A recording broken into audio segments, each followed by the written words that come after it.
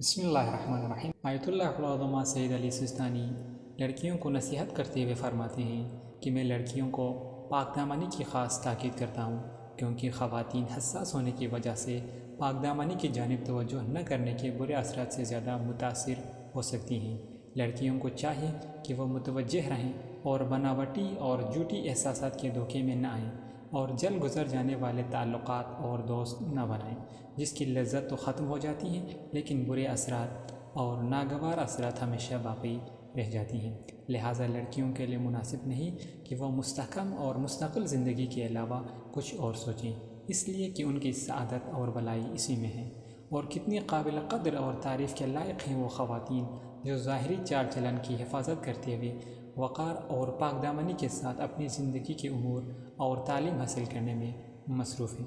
نامحرم سے گفتگو اور بات چیت کے سلسلے میں آپ فرماتے ہیں کہ چیٹنگ، ای میل یا کال کے ذریعے نامحرموں سے گفتگو اتنی ہی مقدار میں جائز ہے جتنا ڈائریکٹ ملاقات کرنے کی صورت میں جائز ہے۔ بغیر کسی تاخیر کے شادی شدہ زندگی کو اہمیت دیں۔ شادی کی اہمیت اور اس کے فائدے بیان کرتے ہوئے آپ فرماتے ہیں کہ شادی کے مسئلے میں کوئی فقر اور غریبی سے نہ ڈریں، کیونکہ اللہ تعالیٰ نے روزی کے ایک حصے کو شادی میں رکھا ہے، جبکہ پہلی نظر میں انسان اس کے بارے میں سوچتا بھی نہیں۔ آپ میں سے جسے بھی شادی کرنی ہے اسے چاہیے کہ اپنے ہمسفر کے دین، اخلاق، خاندان اور اس کی سیرت پر دھیان دیں۔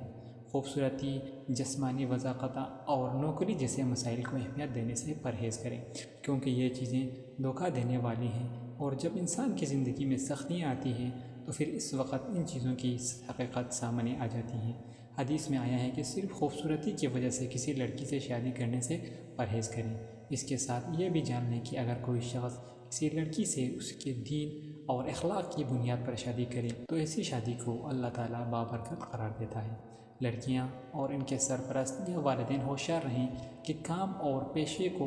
شادی پر ترجیح نہ دیں، کیونکہ شادی زندگی کی اہم سنتوں میں سے ہے، لیکن جاب یا پیشہ مستحبات میں سے ہے، اور ایک سنت موقدہ کو ان امور کے لیے ترک کرنا حکمت سے